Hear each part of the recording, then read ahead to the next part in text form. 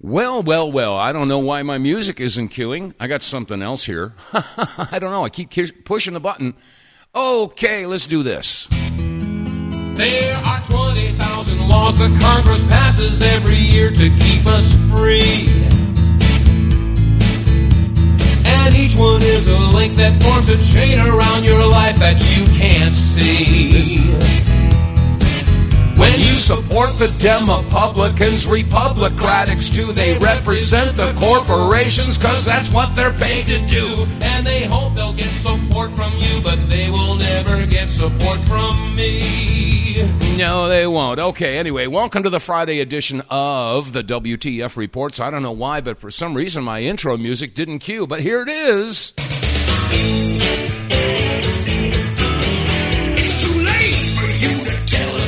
There we go. Okay, I don't know, a little misfire. Boy, we've been having a bunch of gremlins in the system for the past couple days.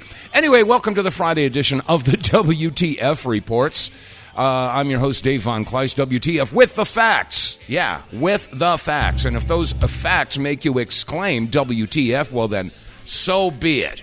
Anyway, having a couple of gremlins in the system. I had to take yesterday off and had some personal stuff I had to do, and I found out that for some reason the replay got corrupted and it sounded like gobbledygook, but hopefully that won't happen today. Anyway, so where do we start on today's madness, broadcasting madness? Well, first off, I want to paint a little picture.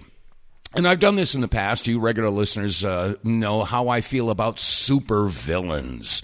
Yeah, supervillains. You remember when we were kids, we read in the comic books, Superman had Lex Luthor, and Batman had the Joker. Batman had a whole bunch of supervillains, He had the Penguin and the Riddler and, the Joker. And then even Spider-Man. Spider-Man had Doc Ock and the Goblin, okay, and the Sandman. All these supervillains superheroes had supervillains they had to fight against. Well, are there any real supervillains in this world? I think there are. Yeah, and I think you do too. And I have to tell you, folks, if you look carefully, you don't even have to look carefully. You can just glance at the situation, which is why I played that piece of music just a minute ago. When you support the Republicans, Republicrats too, they represent the corporations because that's what they're paid to do. That was the key lyric. And the reason I played that is because our country has been taken over by corporations.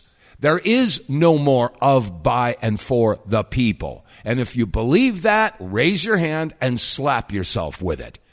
No, your voice is not being heard, and it will not be heard. They don't care about you, like George Carlin said. They don't care about you. They don't. They're interested in their profits, how much money they can put in their pockets. Profits for pockets. That's what it's all about. And so your elected officials are being paid off. Was it 97 out of 100 of your senators are paid off? Those three magic words keep kicking in. Bribery, coercion, blackmail. Bribery, coercion, and blackmail. We all know where the bribery comes from, and that's also known as lobbying. We've got these insane, pathological, inhuman people who are basically forming policy and implementing laws, and it's out of control. It is absolutely out of control. Anyway, I want to get your feedback on this. Do you believe we have supervillains like Bill Gates and Albert Bourla and Klaus Schwab and Yuval Harari and Ursula von der Leyen? I mean, there are people all over the world that have a belief system that has nothing to do with your security, your happiness, your future, or your kids. They don't care. They want the world under their control. And they are calling the shots. It's as simple as that.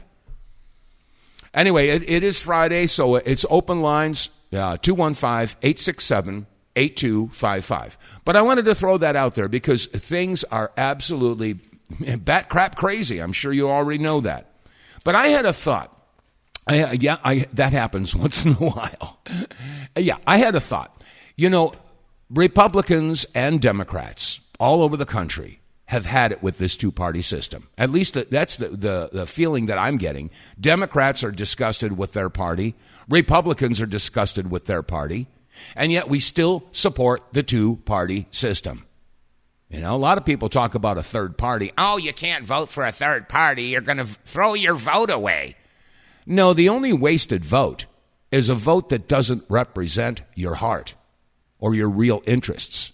If you vote for a particular party simply because you don't want the other party to win, you've already lost. So with that thought in mind, I took my little time machine. I turned on my brain and went back, about 20 years. Do you remember Ron Paul? Yeah. He was a libertarian for years.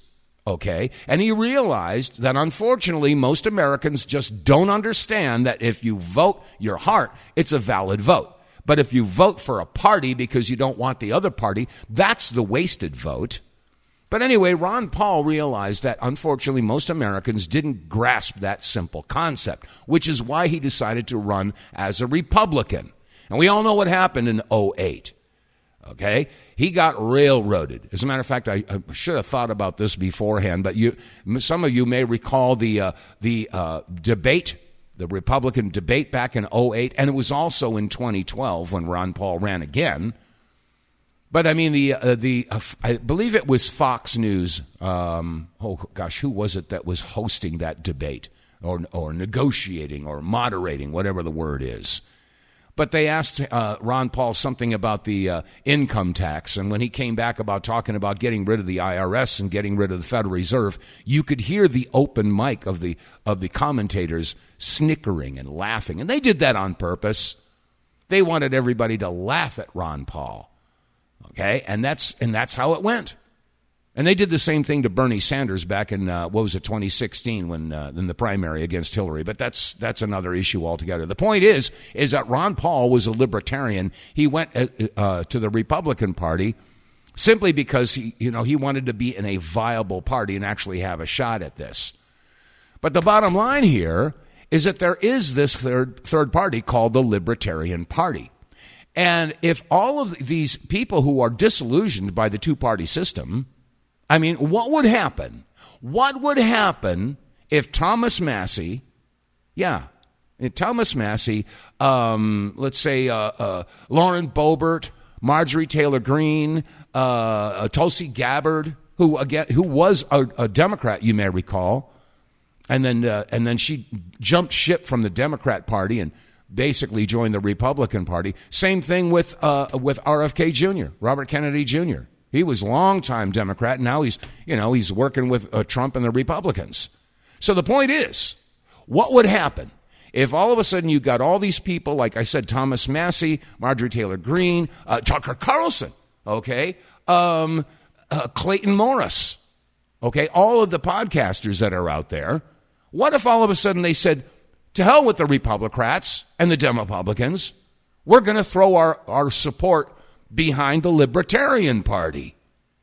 What do you suppose would happen if there was ever a time, if there was ever a period of time when it was a third party had an opportunity to get their foot in the door? What do you suppose would happen? Do you think Americans would actually give the middle finger to their previous party? I just wanted to throw that out there. I'd love to hear your feedback on that. Am I crazy person here? 215-867-8255. That's the number to call in. And I don't even know if we got a good connection here. I don't know, because we had, like I said, we had an issue a couple days ago. But, I want to know what your feedback is. Do you think that there is a possibility that if all of these high-profile people all of a sudden decide, what if Candace Owens said, okay, screw the Republicans, I'm going to be a libertarian? And Tucker, like I said, Tucker Carlson, Joe Rogan, Clayton Morris, all the big podcasters, and all the people who were in government, who have been basically railroaded out. And I got to, basically look at Marjorie Taylor Greene. Trump called her Marjorie Traitor Greene. Excuse me? I don't know. But anyway, speaking of Marjorie Taylor Greene, she had real interesting analysis of this war with Iran, and we'll get into some of that as well. But here's MTG. As someone who's always been against funding foreign wars, I truly hope that the totally unnecessary Iran war that's not a war is truly over and peace is achieved. It's been incredible that we beat Iran dozens of times and nearly made peace almost 40 times. It's only cost upwards of $50 billion, probably more, part of which was spent bombing a children's school, by the way. And now hundreds of billions more will be spent to build more weapons to replace all the weapons and ammunition that we used in the Iran war that's not a war. Americans should be grateful to have spent so much of their own money on high gas prices and inflation caused by the war that is not a war that we won dozens of times and almost have had a peace deal for the 40th time. We'll see if that happens on Friday. The noble purpose of this war that is not a war was to free the Iranian people who have not been freed from a regime that needed change and still remains in place. And most importantly of all things is Iran cannot have a nuclear weapon. So that is why we will most likely not be removing the enriched uranium from the facilities buried deep underground that we bombed before and Iran rebuilt because we bombed them again and it's too hard to reach, even though we are the best and the only ones who can do it. And the world should be thankful that because this peace deal is almost done for the 40th time, the Strait of Hormuz will now be reopened, just as it was open before the war that is not a war. Most importantly, there will be a $300 billion Iran rebuilding fund, even though they said there wasn't, but there's going to be, that certain super duper special people can donate to and most likely be awarded contracts so they can become even richer and more elite than they already are, all to make Iran great again after we bombed them in the war that is not a war. All of this would never be possible without the peace president, whom established the Board of Peace and appointed himself the head of the board without term limits right before he waged the Iran war that is not a war. Now that he is on the verge of securing peace for the 40th time after defeating Iran dozens of times, he must be awarded the Nobel Peace Prize. His MAGA influencers will demand it. And, of course, special mention must be made for our greatest ally who never wants peace, continues bombing children daily, and is furious that there is now almost a peace deal. Thankfully, their fury at Trump's audacity to almost make peace is being made known to the American people by their highly funded and most loyal foreign agents. Supporters and paid social media personalities and Fox News hosts. And even though they now vigorously criticize the president and disagree with him, they are not called traitors because you only get called a traitor if you go against him on the Epstein files. Because really, they are all totally okay with rapists and pedophiles. But alas, our good friend and greatest ally should not be too upset, as they are soon to be rewarded with a gift far greater than the nuclear material they stole from our country years ago. Our very own elected leaders in Congress are going to fuse our own military intelligence and tech with theirs and throw in lots of other goodies that the American people will never be able to undo and do not support in the first place, even though they're going to pay for it all. Okay, I'm going to pause it right there. Of course, she's referring to the NDAA, the National Defense Authorization Act, and that's Section 224. We're not going to stop talking about this because it's up to you, dear listener, to contact your representative, your congressman, your senator, whatever, and tell them this is an act of treason. It's Section 224 of the NDAA. And then, of course, there's Senate Bill 4615, and that's Section 622, which I talked about the other day. That is also treason. And they're doing it right in front of everybody's face. And like MTG just said, once it's done, it can't be undone. Anyway, let her finish up. And then I got another one here. She's spitting fire on this, whether you agree with her or not. On other issues, she's spitting the truth here. And this is why I started off the program by saying, what if, dear listeners, the Democrats and the Republicans, the liberals and the conservatives finally understand what Sun Tzu meant when he said, the enemy of my enemy is my friend. We have a corporate Borg that has taken over our government. And it's not representing the people. It's representing some other foreign interest. And I'll give you one guess as to which foreign interest it's representing. But the bottom line here is that if we, the people, decided to finally stand up and get off of our big, fat, pimple-covered butts and get involved, roll up our sleeves and understand that the tree of liberty must occasionally be nourished with the blood of tyrants and patriots. Remember when Thomas Jefferson said that? You know, and I've said it on this show numerous times, our founding fathers planted the seeds of liberty and freedom in the garden, and they relied upon us, their posterity, to tend the garden. But we got fat, dumb, and lazy. We got distracted. We got there out in the middle of the street in New York City this last weekend, screaming like a fool over a basketball game. And meanwhile, our country is going down the tubes. Billions, hundreds of billions of dollars are being funneled into the pockets of these globalists, supervillains. Supervillains, that's what they are. Okay, I'm going to let her finish up with this clip, and then I got another one. This will surely enable our greatest ally to be even more lethal than it already is, as it kills countless innocent children and innocent people, imprisons them, and rapes and tortures its prisoners, all with a free pass because AIPAC donations steadily flow, and Genesis says that you will be cursed if you do not go along with everything they do, even though Genesis wasn't really talking about our greatest ally. In conclusion, congratulations to all for almost achieving peace to the war that is not a war, spending hundreds of billions of U.S. tax dollars again for another foreign war after we voted no.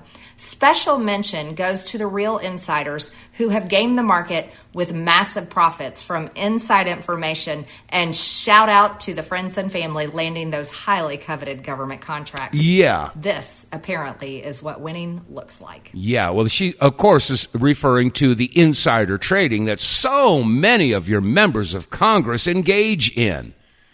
And yeah, I played it the other day. Mike Johnson, he said the quiet part out loud about the insider trading. I'll play this clip again. Here it is. Well, look, you know, the salary of Congress has been frozen since 2009. You know, when you adjust for inflation, a member of Congress today is making 31% less than they made in that year. It goes down every year. And over time, if you stay on this trajectory, you're going to have less qualified people who are willing to make the extreme sacrifice to run for Congress. I mean, it's bull crap. Bull crap. If you're running for Congress because you want a salary, then you're in it for the wrong reasons. You serve your country because you want to serve your country. And the average salary is what, $170,000? Hey, anybody of you, would you settle for $170,000 a year? I think so. But you see, he wants the members of Congress, get out the string quartet. Hey, Mike, where's the string quartet? Let's get some tears happening here. Members of Congress, they need more money. And so what is his solution? People just make a reasonable decision as a family on whether or not they can come and move to Washington, have a residence here, a residence at home, and do all the things that are required. So the counter-argument is, and I have some sympathy, look, at least let them engage in some stock trading so that they can continue to, take care of their family. What? At least let them engage in some stock trading. Horse hockey. Bull crap. Bat dung. No, that's not the way. And like I said, he said the quiet part out loud. Unbelievable. Unflaming believable. And also, who was it that said they're going to come after our Social Security? Oh, yeah, that was Mike Johnson. Yeah, here it is. Go ahead, tell us. The reason we're in trouble is because over 74% of federal spending is on autopilot, mandatory spending. That's your entitlement programs like Medicare, Medicaid, and then things like Social Security. They have to be adjusted and fixed. We have a plan to do that next year. Oh, really? Have planned to do that next year? Let me see. Who is that other representative? I had it queued up here. Let me see. It's on another page. Oh, man, they are saying the quiet part out loud. They want to get your entitlements. Yeah, you paid into Social Security all your life, and now they're saying, oh, guess what? You can't have that. Let me see. Where is it? Where is it? Where is it? Oh, yeah. Oh, here it is. Yeah, here it is. This is, let me see. This is Senator Mike Lee. And yes, he has been receiving money from AIPAC. But you know what he said? Again, this is Senator Mike Lee. He's a senator. He's supposed to represent his constituency, his state, his people. And who do you suppose he wants to represent? Again, here is Senator Mike Lee on the topic of your Social Security that you paid in all your life. I'm here right now to tell you one thing. What?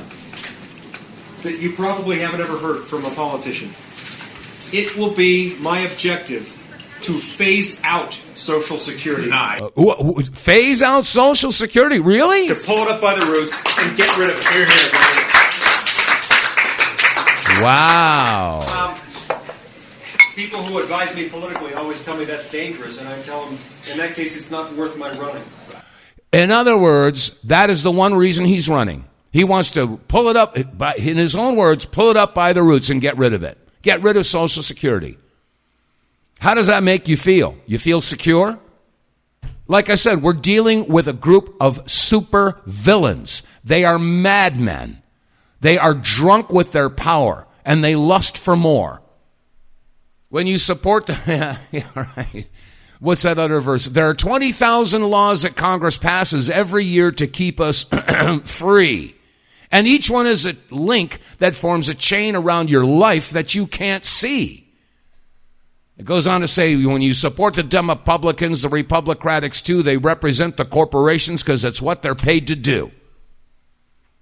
And that's what they're doing, right under your face, under your nose. And most Americans are more concerned with the World Cup, or they want to get to the movie to go see, Disclosure Day, or they, whatever distraction, like they said, give them bread and games, bread and circus. All right, back to Marjorie Taylor Greene and how she's addressing the funding of these supervillains. Now, I remind you that as we speak right now in the Netherlands, there are criminal trials going on, and they have brought up Bill Gates, Albert Bourla, Ursula von der Leyen, and many others. They brought them up on charges of crimes against humanity. These are serious charges. And we all know who was behind the hokey-pokey thingy-dingy. We all know now that Pfizer had put all of those documents away and they wanted them hidden for 75 years and they couldn't do it. And now we find out why. Because this was an open plan for culling humanity. And it's going, and it's got and those jabs, they're the gift that keep on giving. Anyway, so what happened here? We know that Albert Bourla, and we all know his affiliation. Okay, Albert Bourla, he's head of Pfizer. Okay, he's guilty as sin for poisoning a huge segment of the world population. And I was beside myself last year when Trump, in his unbounding wisdom, had that lunch. And Sam Altman was there, Bill Gates was there, Albert Bourla was there. All of the supervillains that I was talking about in the beginning of this broadcast, they were all there. And so Albert Bourla, you would think that he would be under arrest because he lied. Yeah, I should have pulled up that quote from him. I think it was in 2021, where he said that by 2025, they wanted 50% of the world population gone. He said it. I'll have to go back and see if I can't find that clip. But these, it's right. They saying the quiet part out loud, right in your face. Anyway, here's Marjorie Taylor Greene on how, yes, Albert Bourla and the CDC, Albert Bourla is with Pfizer. And the CDC, of course, they work hand in hand with, the Department of Health and Pfizer, et cetera, But the CDC has been given a whole lot of money to do what? To provide hokey-pokey thingy-dingies for infants. And what company do you think is going to get some of that money? Here's Marjorie Taylor Greene again. Process information, and I feel like you deserve to know, since it involves hundreds of millions of dollars of your hard-earned taxpayer dollars. Well, for your information, Pfizer has been awarded $735,720,598 by the CDC. Guess what it's for? It's for infant COVID shots. I gotta tell you, Maha should be in an outrage. This was a massive issue on the campaign. It's still a massive issue. Many parents do not want their children to ever receive a COVID vaccine shot. Why? Kids don't need it. Kids are not at risk of being hospitalized or death from COVID. Okay, I'm going to pause it right there. You may recall that when this whole thing happened back in 2020, 6 years ago, they flat out said that the survival rate of COVID for children was like 99%. However, the adverse reactions that many of these kids have had is way beyond that. So you have to ask the question, which is more dangerous? Contracting the COVID or getting the hokey-pokey thingy-dingy? I think that's a no-brainer. Let's let her continue. But giving them another vaccine puts them at great risk for many damaging side effects, but also potentially death. So you should know this happened under Trump's CDC. This is a serious issue. Here's some more money that got spent. $505,272,000 was awarded for adult vaccines. Okay, let's pause it. In review, the CDC awarded Pfizer $735 million for infant COVID shots. Okay? That's almost $750 million that the CDC awarded to Pfizer. And that's Albert Bourla. And then they also want to give another $500 million, $505 million. It's $500 million for adult vaccines. And it all comes out of your pocket. You're paying for this crap. When does it stop? When do you get out on the streets and start screaming for something other than your favorite sports team? Start screaming about the genocide that's going on openly. They're not hiding it. I mean, this is a plan to eliminate a huge segment of the world population. And it's not conspiracy theory, folks. It's right. It's all verifiable. I mean, I've been sharing the evidence with you for God knows how long. Anyway, let's let Marjorie Taylor Greene finish up. More vaccines. Why is Pfizer getting awarded hundreds and millions of dollars after they made billions of dollars from COVID vaccines that were forced on Americans, many Americans who did not want to take this vaccine? Well, I think this is a great question for the administration. This is an issue you should care about. This is an issue you need to share with your friends. All right, go ahead and forward that to every friend you've got. This needs to be stopped. Yes, it does. Thank you, Marjorie Taylor Greene. Now, again, you don't have to agree with all of her other policies, but hey, you know, if she's telling the truth on this one, I'm on board with it. Simple as that. So, anyway, let's see. It is, 30? Wow, that time went by quickly. 35 minutes past the hour, a quick break.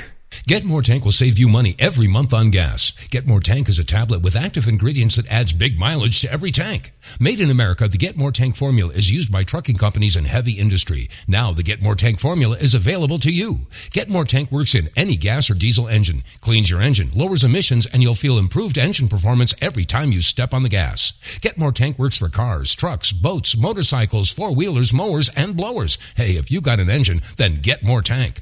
Contractors, electricians, plumbers, plumbers, painters, and lawn service companies, Get More Tank will save you money and extend the life of your engines. If you're an owner-operator running your big rig around the town or across the country, Get More Tank will save you money too. If you're a farmer, all of your equipment can use Get More Tank. A 5-pack on sale at GetMoreTank.com for just $22.22 plus shipping. Use the promo code REDPILL101 and get 10% off. Save your money, save your engine, save the earth at GetMoreTank.com. Get More Tank is EPA registered, doesn't void warranties, results vary.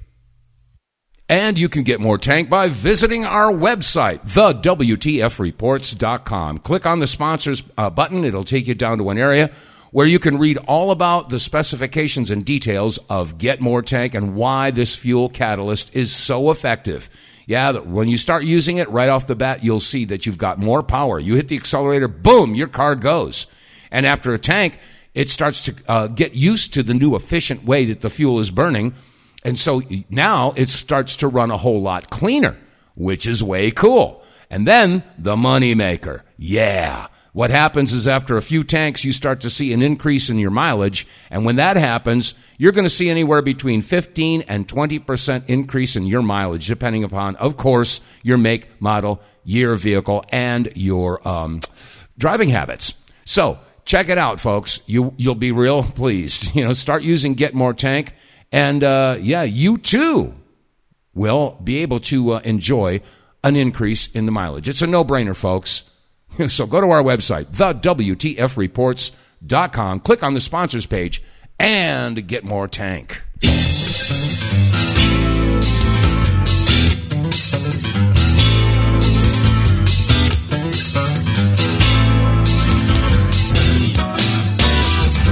Okay, it's 37 minutes past the hour, and I've got this audio clip up somewhere in my computer. I'm trying to find it. When I do, I will share it with you. But yeah, I'm talking about the madmen. I'm talking about the insane monsters out there that are calling the shots, and they have either bribed or coerced or blackmailed our elected officials into doing their bidding. And their bidding, like I said in the beginning of this broadcast, they are super villains. They are pathological madmen who want to control the world. And they're moving at such a rate that they just might pull it off. Now, let's see. Shannon Joy was interviewing a woman. I don't know what this woman's name is, but she had something interesting to say about Peter Thiel. And I don't think she's wrong. Okay, anyway, here's a little clip about Peter Thiel. And Peter Thiel is absolutely insane. He's insane. He's demonically possessed. And I'm not so, I don't believe in aliens, and I don't really believe in materiality of demons. But that, if I, seeing Thiel and listening to what he says and writes, one starts believing in like demonic possessions for real. Because the guy is insane. He's an insane psychopath. He is not relatable to humans, by any human. He doesn't understand humans, but he wants to control humans. And that's very, it's a very common thread amongst these super powerful psychopaths.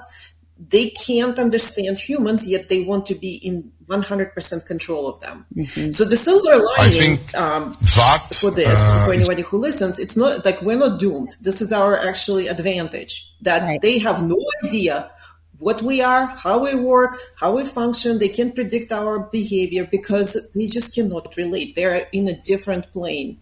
Right. And so that's what we should take away from it. So they can go run away into the jungle, do their ayahuasca rituals, whatever they're doing, right? And pretend. Rituals. They're praying to their AI gods. Yes, they literally believe that AI is sentient, and that they do believe that AI is some sort of a beautiful, they pray to it. When you read the releases, when you read their SEC filings even, it's like they are the cult. So they're talking about cult building, but they have built the cult. They are in the cult. Yes, they are. Yes, they are. These people are madmen. Now, like I said, I'm preparing. I've been telling you regular listeners, that I'm in the process right now of trying to get ready to upgrade this broadcast so it becomes an honest-to-God podcast, so I can show you the documents, I can show you the video clips, and you can hear it for yourself and see it for yourself. I'm trying to bring all the receipts here. Now, I'm going to play a clip from Albert Bourla, And I believe this was in 2021. It may be 2022. Now, some people say that this is AI generated, but this came out several years ago before the AI thing started to really take off. So whether or not this is genuine, I suppose we could argue that till the cows come home. But the bottom line here is that if this is true, then this just confirms everything that we've been basically finding out. Again, you have to look at all the evidence and say, okay, do the puzzle pieces fit together? And if they do, well then, so be it. Anyway, here is Albert Bourla. And again, this is probably 5 years ago, right around there, having to do with the plans for the population. And here he is. I think that it's really a fulfillment of a dream that we had together with my leadership team when we started in 19. The first week we met in January of 19 in California, and to set up the goals for the next 5 years. And one of them was by 2023 we will reduce the number of people in the world by 50%. I think today this dream is becoming reality. And they applaud. And they applaud that. I mean, I have one clip after another about people talking about having to reduce the global population. And this is that, like I said, they're doing this right in everybody's face. And it's not just Albert Bourla. We got Klaus Schwab, you've got Ursula von der Leyen, you've got RFK. Gosh, I've got a bunch of lists here. Yeah, Dr. Jane Goodall, Dr. Charles Huff. And I remember I played this clip. This is, let me get rid of this, close this. Okay, Robert Kennedy was at a dinner, and he was talking about how these drugs were designed to target specific groups. And I know I've touched on this subject in the past and say, okay, Dave, you're repeating yourself. I'm going to keep on repeating it until enough people understand what the heck we're up against. Here's Robert F. Kennedy Jr. The genetic structure, genetic differentials among different races of the receptors, of the ACE2 receptor. COVID-19 is targeted to attack Caucasians and black people. Okay, did you hear that? He said it was designed to target Caucasians and black people. Okay, now let's listen to more. The people who are most immune are Ashkenazi Jews and Chinese. Okay, the most immune are Ashkenazi Jews, which, by the way, are not the indigenous Jews. Those are the Jews that came from Eastern Europe. Okay, and the Chinese. So again, I refer to this. Were we told about this? I hold in my hand a document from 1994. That's 32 years ago. It came from the U.S. Army War College. It's entitled A Revolution in Military Affairs and Conflicts Short of War. And they were talking about how you could destroy a country and have a revolution without firing a shot. And I find it very interesting that on page 9, and again, this came from the U.S. Army War College, it says, and I read, certain biotechnical weapons considered by some to violate the Biological Warfare Convention to which the United States is a signatory also may transgress American values regarding appropriate means. Now here's the kicker. Most Americans would not support the use of a weapon designed to target only a specific racial or ethnic group in anything less than a war for survival of the nation. So right there, they're talking about developing a weapon to target a specific racial or ethnic group.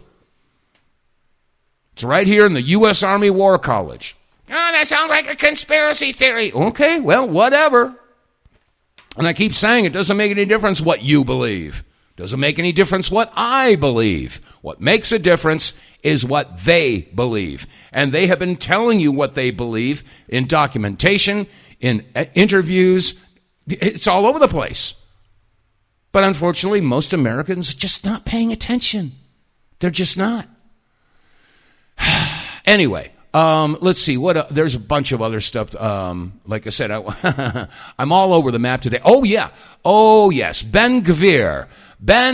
Oh, boy. He said the quiet part out loud.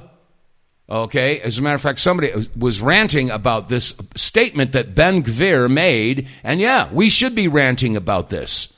And, this is verifiable. He put the statement out. Okay, I'm going to play this clip from the Earth Hippie. I'm about to read you the most evil statement ever typed into Twitter.com.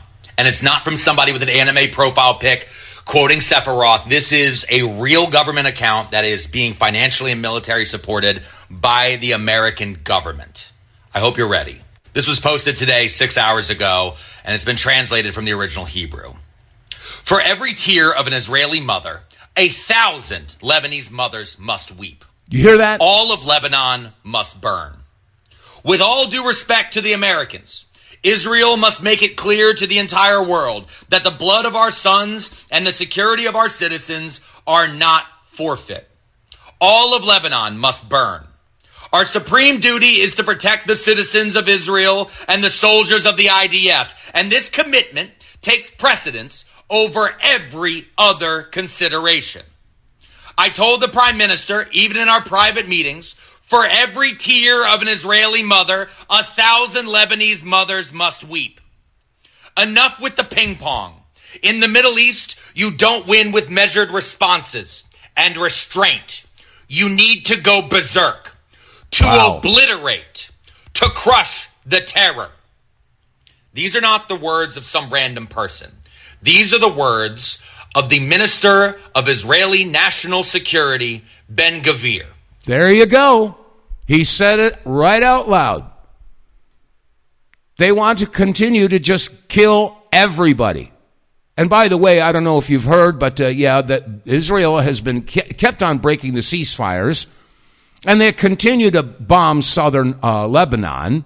Now, after they bomb it, you know what they're doing? They're spraying concentrated glyphosate over the land so it can never be productive. And it's going to be poison. Poisoning the soil, poisoning the water, poisoning the air. I mean, these people are out of control, insane. And they are pulling the strings in this country. Oh, well, let's watch the World Cup. It just keeps on going. Now, let me see. Somebody else made a post about this statement by Ben Gvir. Let's see what this gentleman had to say. This comes from Anima Yamini. Okay, here he is. Do you think Ben Shapiro and his boyfriends at AIPAC will defend this? An Israeli leader in a psychotic tweet says, for every tear of an Israeli mother, 1,000 Lebanese mothers must weep. All of Lebanon must burn. He didn't add in the tweet, sponsored by the United States taxpayer dollar, sponsored by Americans sending their children to fight endless wars. He didn't add that part in his psychotic tweet. These unhinged Zionist imperialists are the greatest threat to the security of Israel and the Jewish people in this whole world. They belong in a psychiatric institution, not in any sort of politics. I urge my friends in Israel and all the Jewish people to speak up. Their political Zionist imperialist policies that are racist and basically an apartheid state do not represent us Jewish people, our love for Torah, learning Torah, and our love for Hashem. We must divorce ourselves from this. Mamdani made a clear divorce when he said a beautiful faith of Jews or supporting Israel. J.D. Vance says the state of Israel, not the state of Jews. They want to mix that up. But our Torah has nothing to do with their Ashkenazi racist political caste system. Bingo. Jews all over the world are not responsible for the actions of a Zionist state of Israel. Israel doesn't represent all Jewish people. We oppose, many Jews oppose, and have no part in political Zionism, which would end what? When we conquer Iran, whether the Israelis help the Kurds take 1/4 of Iran's country or not, who knows, or they support Crown Prince Reza Pahlavi, whatever is in their best interest. But either way, Israel's the victim, by the way. And after, then they can say Turkey's a threat. then Americans fight that war. Then they can say Pakistan's a threat. Then we fight that war. So we're looking at the next 25 years. America is financing these endless wars for Zionism and imperialist Zionist dreams. Oh, with our taxpayer dollars. Oh, with our American children fighting those wars. And oh, if we do not agree to any of it, we get canceled and called anti-Semite, or my personal favorite for the Jews who do speak up, we're fake Jews. Yeah, because only the people who can speak Polish in the Middle East are the real Jews. Okay. Oh, there's also the term the self-loathing Jews. Yeah, I mean this is how they play it. So yes, there are lots of Jews who are not guilty of this type of mentality, and they're speaking out all over the place. There was another post somebody else had stated. Let's see. Oh, yeah, the self-hating Jew issue. Yeah, check this out. Here's a young woman who posted her feeling on that particular subject. You're anti-Semitic. You're a self-hating Jew. I just watched IDF soldiers throw a child that they had tortured off the roof of a building while he was still alive. This is the military that we just merged our military with. Yeah. God's chosen people, right? And this is the military, like she just pointed out, that we're in the process of merging with. Once we merge the IDF with the U.S. military, like I said, oh, what a tangled web we weave. Once that's done, folks, it's going to be nearly impossible to ever get it undone. Once you lose your rights, you'll never get them back. So anyway, like I said, more and more people are starting to understand that Israel does not represent the real Jews. Represents the ones who claim that they're Jews, but they're not. And that's in Revelation. That's in the Bible. As a matter of fact, yeah, I saw, what's his name? On Fox Radio. Oh, gosh, my mind is just scrambled right now. But, they're saying, hey, read your Bible. Read your Bible. And, I read mine, and it does not say what you keep telling me it says. Bottom line here is, Mark Levin, there we go. I couldn't find his name there. Yeah, he was on a rant the other day, and he was saying, yes, we're supposed to support Israel. Read your Bible, read your Bible. Oh, okay. Well, a lot of people did and say, well, it doesn't say that we're supposed to do that. Mike Huckabee has misquoted the Bible over and over and over and over again. Keeps on saying, God says, God will bless those who bless Israel and curse those who curse Israel. We all know it didn't say that, but he keeps on saying it. Same thing with Ted Cruz. Ted Cruz got caught with his pants down when he was being interviewed by Tucker Carlson because he pulled the same crap. So they're manipulating words, definitions, and laws for their own benefit.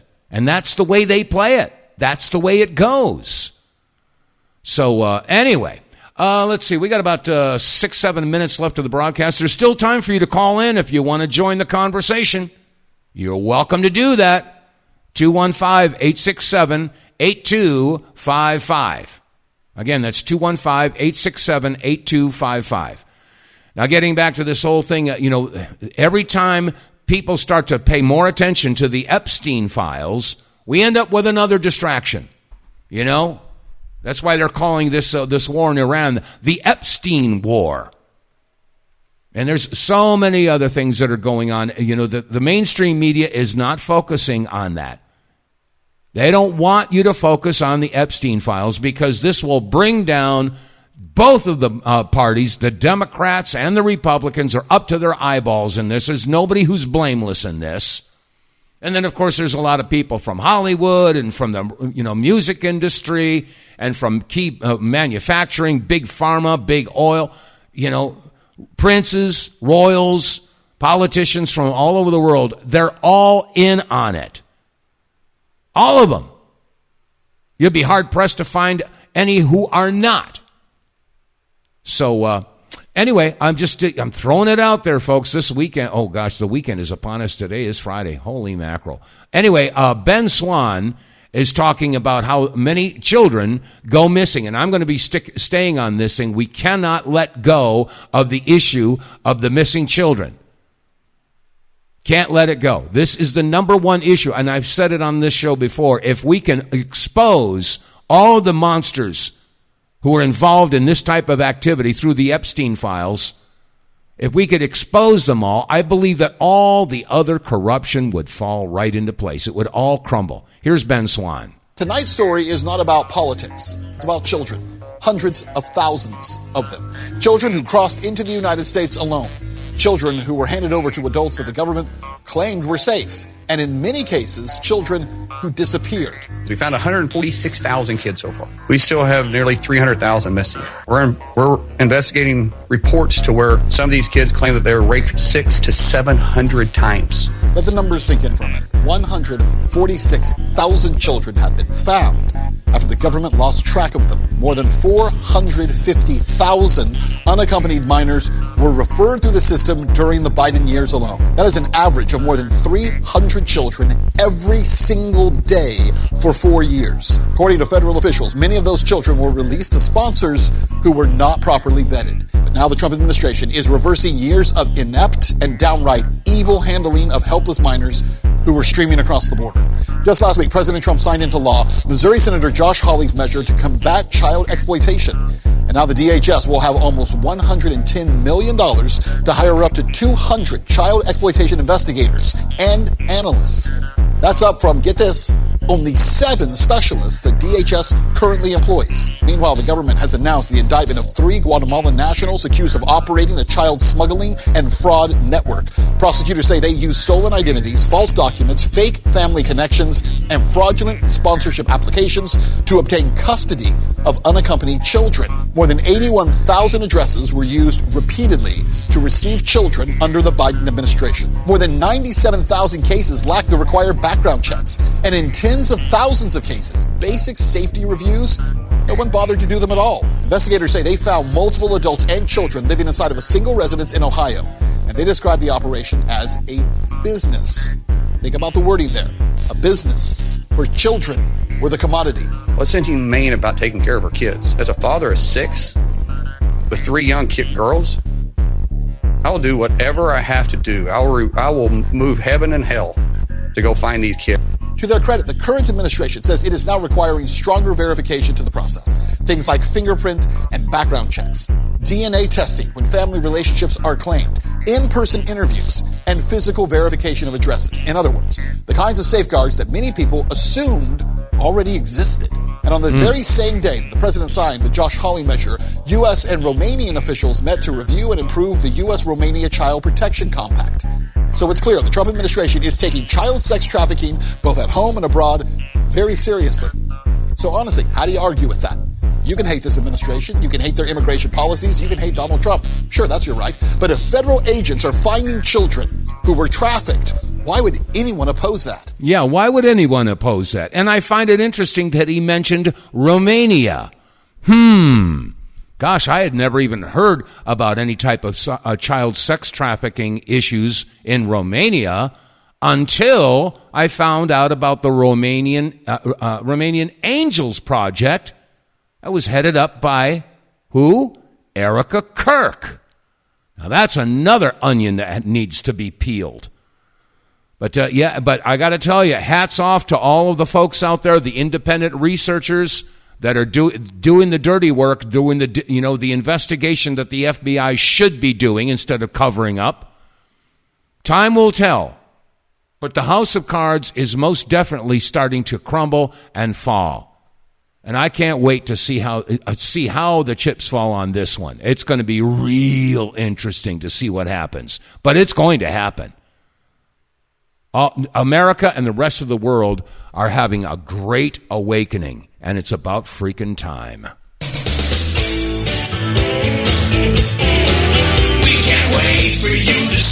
All right, that's going to wrap up another week of broadcasting here at the WTF Reports. If you're listening on Rumble or BitChute or YouTube or Facebook or whatever, don't forget to click, like, share, subscribe, and above all, Word of mouth is the best advertising. And do business with our advertisers. Get more tank, the Wave Watch, or pick up some merch. You got coffee cups, baseball caps, T-shirts, etc., etc. And if you don't need that, you can always just make a flat-out donation on our GoFundMe page. All right, with that said, the weekend is upon us. I hope you have a good, safe holiday. And God willing, I'll see you on Monday. So stay safe and stay free. And have a great weekend. Now